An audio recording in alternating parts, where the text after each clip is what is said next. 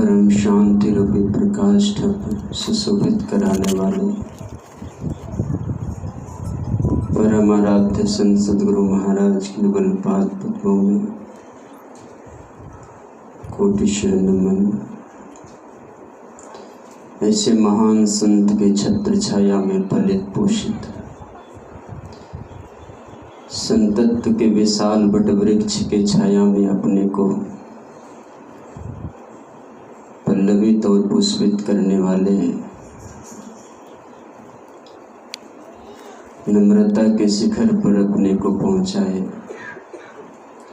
सरलता धीरता की प्रतिमूर्ति मंचस्थ पूज्यपाद स्वामी छोटेलाल जी महाराज के युगल पाद पदों में कोटि शरण नमन।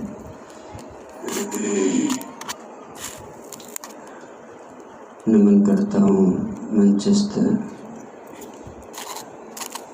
महात्माओं के अंतःकरण में विराजमान प्रभु के अंश को, सम्मिलित समादरणीय सज्जन वृंद, धर्मशिला माताओं, भक्तिमती बहन, शुभों के अंतःकरण में विराजमान प्रभु के अंश को नमन करता हूँ। ऐसे तो पूज्यपाद के मुखारविंद से सारी चीजें हम शुभों ने श्रवण कर चुका है, और ये तो इन पूज्यपाद की महानता है कि मेरे जैसे तुच्छ को सेवा का अवसर दिए। ये तो इनकी महानता है।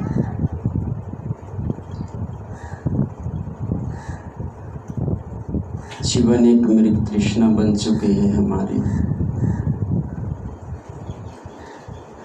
शांति की खोज प्रतिदिन होती है, प्रत्येक दिन शांति की खोज। या तो हम व्यापार के क्षेत्र में शांति खोजते हैं, या तो विद्वता के शिखर पर बैठ के शांति की तलाश, या तो पद प्रतिष्ठा के सिंहासन पर बैठकर शांति की खोज, या तो परिवार के पूरी बगीचा लगाने में अपने को आनंदित करना, या तो नाते रिश्ते के मजबूत कड़ी को जोड़ना। ये अधेड़ बूंद में जीवन और शांति की गोद में दिनों दिन जाते जाते ये बहुत बड़ी एक मिसगाइड होती है हमारे जीवन में, बहुत बड़ी एक विपरीत दिशा की ओर जीवन शैली बदल जाती है। लगता है शांति की नहीं मिलती है, अंत में अगर कुछ मिलती है तो मात्र एक पश्चाताप। There is no only for repent, सिर्फ पश्चाताप, कुछ नहीं मिलता है।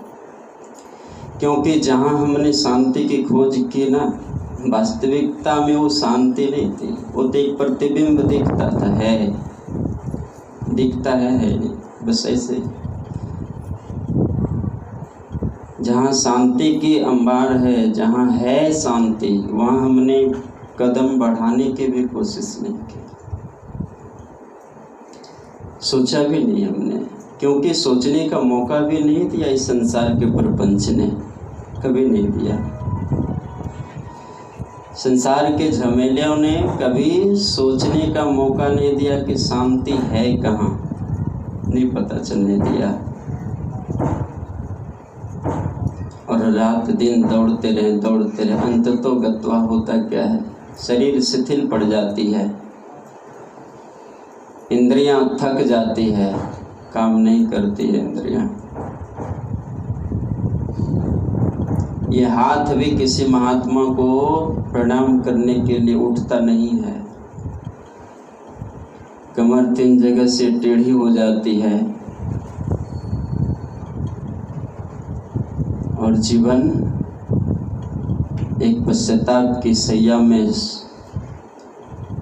पड़ जाती है, और सिर्फ आँख से आंसू की पनाराएँ चलती है कि हमने जीवन में क्या किया, खोज होती है। उस समय पूरे जीवन की एक इतिहास आती है सामने में कि हमने इस समय में क्या किया। बचपन में पता नहीं, जवानी आई तो कहाँ गया हमारा समय।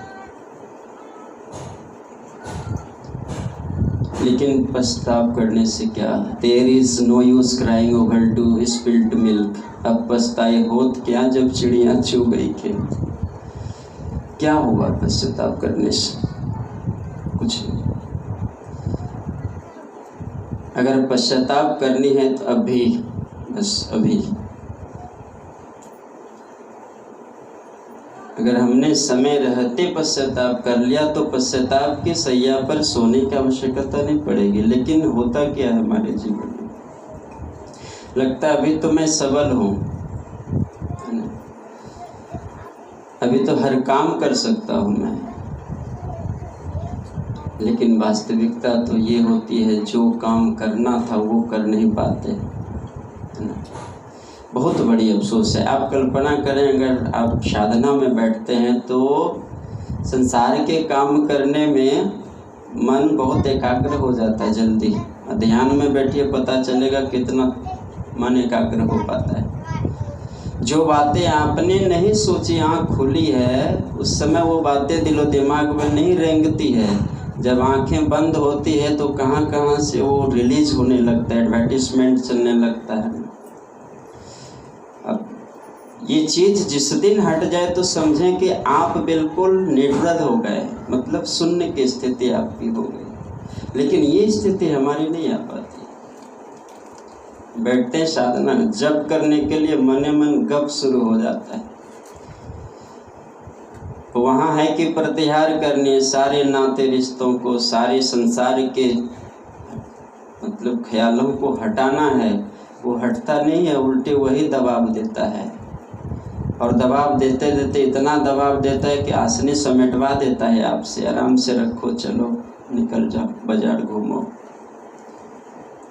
सुख की खोज जहाँ हमारी थी वहाँ नहीं प्रवेश कर पाया हमने।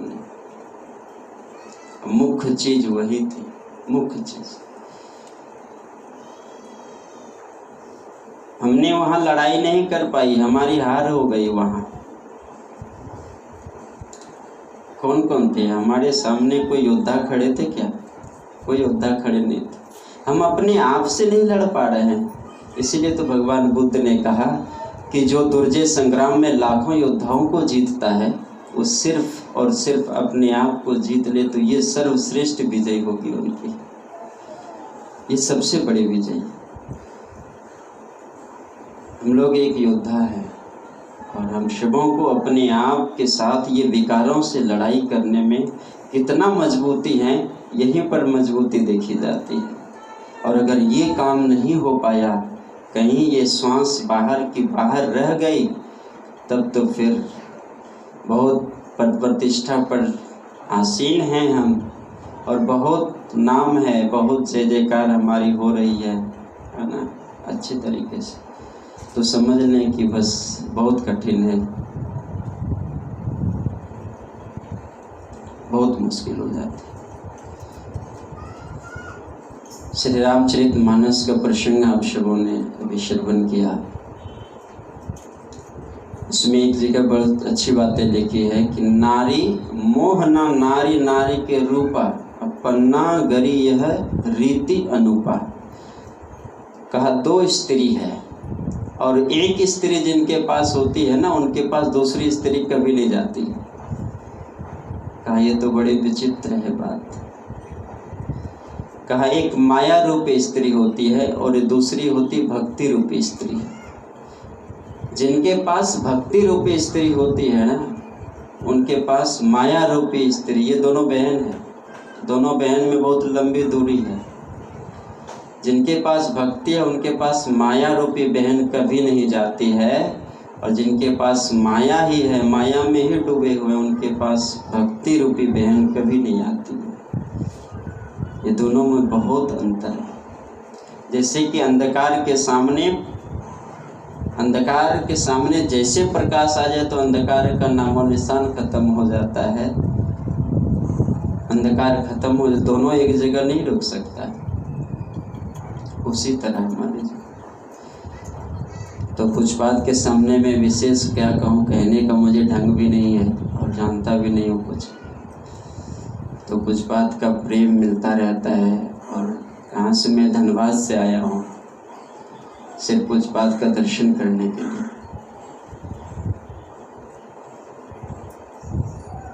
तो हम सभी संत मता अनुयायियों को चाहिए कि त्रिकाल संध्या एकदम नितांत रूप से करें। और सीधी बात लिख दी कि अगर त्रिकाल संध्या नहीं करते हैं और बहुत अच्छे से नहाते हैं, सारा काम को करते हैं, तो आप अपवित्र हैं। आपके द्वारा कोई भी किया हुआ कार्य बिल्कुल पवित्र नहीं है। ये शास्त्र की बात है ना। अगर त्रिकाल संध्या नहीं है तो उस दिन आप अपवित्र हैं। आपका द्वारा किया गया कोई भी कार्य, संसार का भी कुछ भी कार्य पवित्र हो ही नहीं सकता है। और ऐसे के घर में खड़मंगल होता है। खट विकार का शिकार ऐसे लोग होते हैं जो त्रिकाल संध्या का महत्व नहीं देते हैं अपने जीवन में। उनके घर में निश्चित है कि बस कला कचकचा का समावेश सुनिश्चित है। त्रिकाल संध्या अवश्य करें सभी को, जितने भी संत मत अनुयायी हैं। अब कोई कहता है ये त्रिकाल संध्या ये तो बहुत कठिन है। नहीं नहीं, बिल्कुल आसान है, बहुत आसान है। सुबह जैसे जगना होता है, हमारा नींद खुलती है, आप थोड़ी सी फेस को धो लें ताकि आलस ना आ जाए। इसके लिए फेस धो लें और अपना बैठ जाएं आराम से। लेकिन मैं जहाँ भी जाता हूँ, बेंगलोर, मुंबई, कलकत्ता, हरियाणा, पंजाब, जहाँ भी हो, लखनऊ, दिल्ली, जम्मू कश्मीर, एक बात है कि आप जब भी बैठें ना, आप मेरुदंड सीधी करके बैठें। आप सत्संग में भी बैठें तो मैं हर जगह इन बातों को रखता हूँ। जब भी बैठे हैं आप तो मेरुदंड सीधी करके। मैंने कुछ बात का एक किताब पढ़ी, पिंडमय ब्रह्मांड, और मुझे सबसे प्रिय किताब लगता है पिंडमय ब्रह्मांड, जो कुछ बाद ने टीकाकृत इन व्याख्या की है। और साधक साधिकाओं को मुझे लगता है कि पिंडमय ब्रह्मांड पुस्तक अमृत है, जरूर अध्ययन करना चाहिए। आप जब भी बैठें स्तुति विनती भी करने घर में, तो आप मेरुदंड को सीधा करके रखें। उस किताब में पुष्पाद ने दर्शाया है कि ये जो सुषुम्ना नाड़ी है ना, आपकी मेरुदंड से, स्पाइनल कार्ड इसको कहा जाता है, उसमें कहा गया है ना। तो वो आपके मेरुदंड से होकर के सुषुम्ना नाड़ी चलती है। बताइए कितनी बड़ी बात है। और जैसे आपकी गर्दन ऐसे झुकती है तो फिर आपका गुनावन बढ़ जाता है और आप आलस में चले जाते हैं, नींद आ जाती है। एकदम हमेशा जब भी बैठे तो एकदम टाइट होकर के, जितना देर बैठ पाएँ, क्योंकि लड़ाई करनी है, बहुत सावधानी चाहिए जीवन में। और बहुत तरह की बात उसमें है, उधर विशेष जाना उचित नहीं समझता हूँ। तो ये एक निवेदन है कि आप हमारा मेरुदंड एकदम सीधा रहे। इससे क्या होती है ना कि श्वास पर श्वास की प्रक्रिया जो है धीमी पड़ जाती है। श्वास की गति जैसे धीमी पड़ेगी तो फिर मन की चंचलता घटती है। इसीलिए प्राणायाम का विधि बताया अष्टांग योग में कि प्राणायाम करने से क्या होता है कि मन की चंचलता घटती है। लेकिन हमारे संत मत में कहा कि प्राणायाम के बाद प्रत्याहार करना ही पड़ेगा, है ना। प्रत्याहार की आवश्यकता है। सिर्फ प्राणायाम करने से ही कोई 7वीं सीढ़ी अर्थात ध्यान पर नहीं पहुंच सकते। प्रत्याहार होगी, उसके बाद धारणा होगी, और धारणा होगी तब ध्यान होगा। यहाँ तो पूछते हैं क्या कर रहे थे? नहीं, ध्यान कर रहे थे। ध्यान, है ना, ध्यान नहीं कर रहे थे, ध्यान अभ्यास हो रहा था आपका, है ना, ध्यान करने की कोशिश। तो जब भी हम बैठे तो बिल्कुल स्टिक होकर के बैठे, एकदम सावधान और सीधा होकर बैठे बस। और बाकी क्रिया तो आप सबों को मालूम ही है कि कैसे क्या करना है। देखिए, मुख्य काम हमारा यही है, ध्यान। ध्यान से बढ़कर और कुछ का महत्व अगर हमारे जीवन में है तो समझ लें कि सोना को फेंक करके, है ना, रोल्ड गोल्ड लेने की व्यवस्था हो रही है ना। एकदम से खड़ा उतरना है हमें ध्यान के लिए। पुष्पाद ने इतनी ग्रंथ लिख करके रख दिए हम सबों के लिए कभी कभी तो मुझे बहुत रुलाई आती है इनकी जब याद आती है अकेला में धनबाद में, सच में पता नहीं अपने को रोक नहीं पाता हूँ।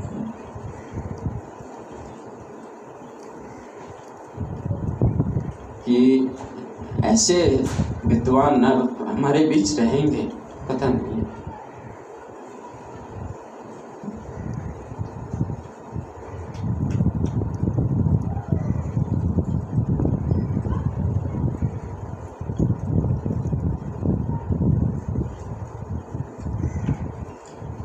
संत मत को मतलब इतनी सरल रूप से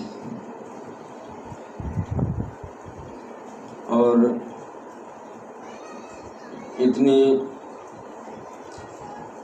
सहज रूप से जो इन्होंने पुस्तक में रखने की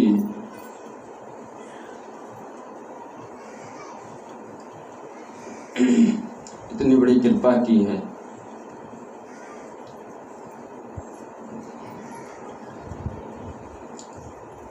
ये अद्वितीय है। और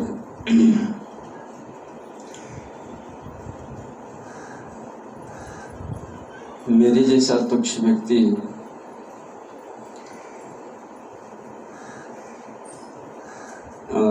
इस महान दीप्यमान सूर्य के सामने दीपक दिखाने जाता हूँ।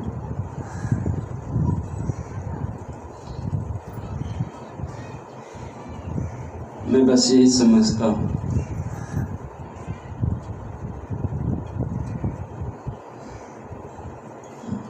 हम शुभों का मात्र एक कर्तव्य है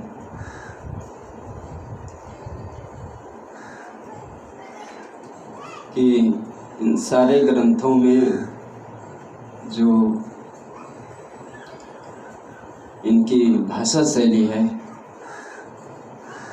जो सरलता दिखती है इनकी भाषा में, ये अनुकरणीय है शुभों के लिए।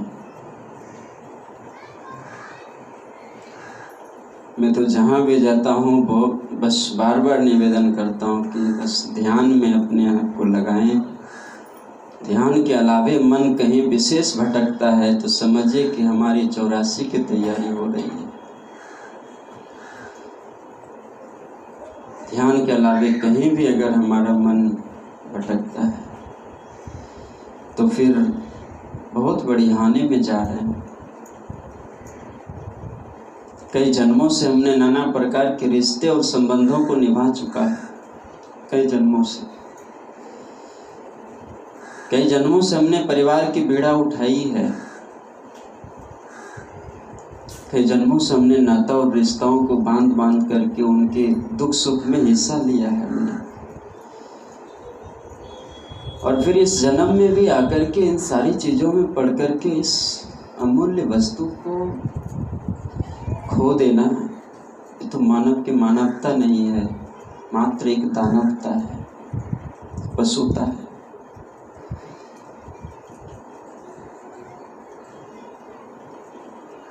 बार बार निवेदन बस यही मैं करता हूँ, जहाँ भी जाना गुरु महाराज जहाँ भी भेजते हैं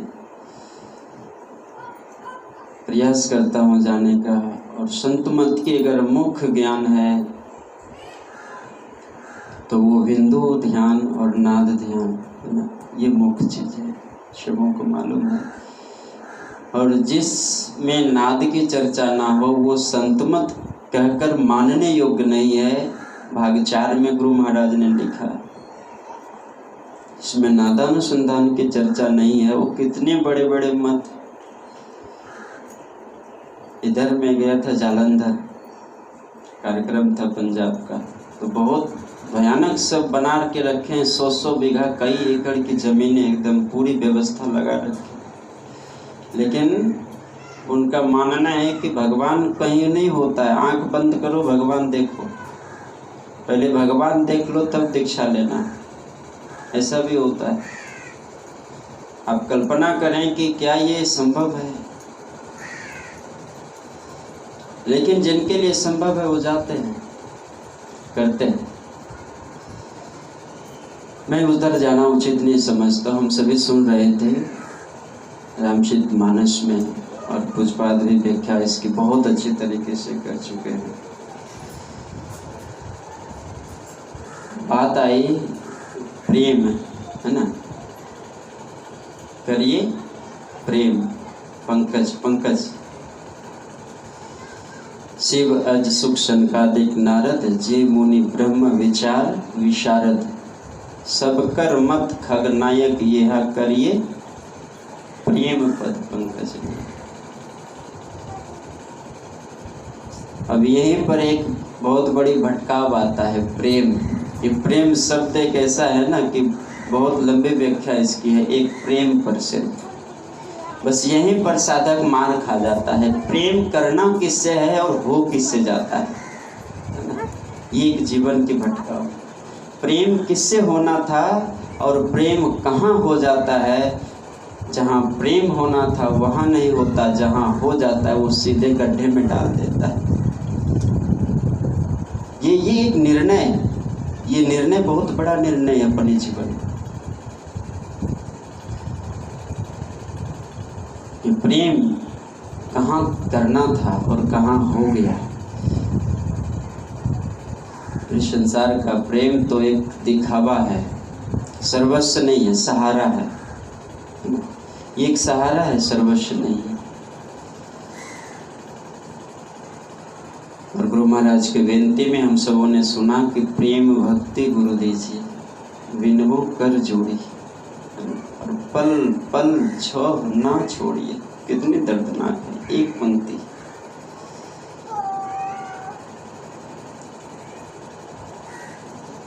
हम लोग अगर सच में अर्थ लगाएंगे तो वैराग्य की ज्वाला जो अंदर में ना जल पड़ेगी कि संसार में प्रेम हमें कहाँ करना है। इन सारे विषयों पर हमें बहुत गहन अध्ययन और बहुत चिंतन करना होगा। जब तक संसार से वैराग्य नहीं होगा तब तक प्रेम की नाता और प्रेम उधर नहीं जुटेगा। तो प्रेम तो एक ही जगह करना होता है ना, या तो संसार से करें या तो परमात्मा से, दोनों में से एक।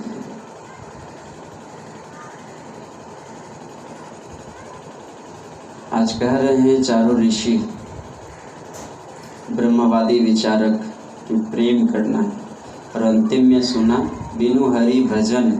हरि भजन किसको कहता है? हरे राम को।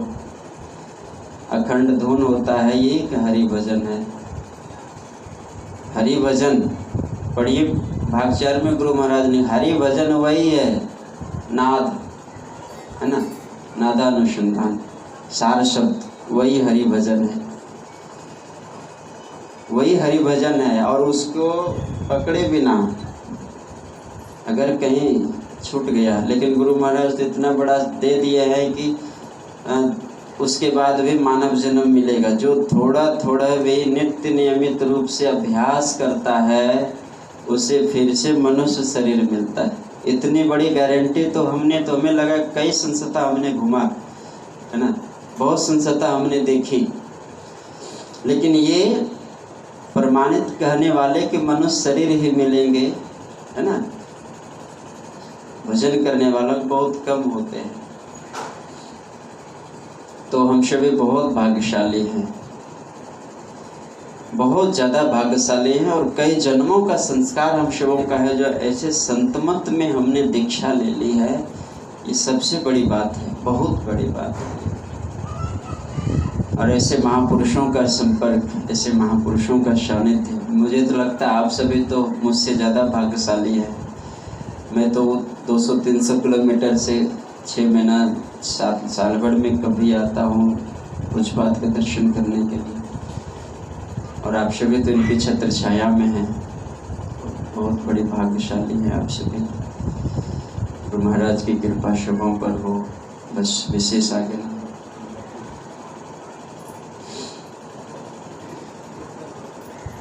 बोलिए प्रेम से श्री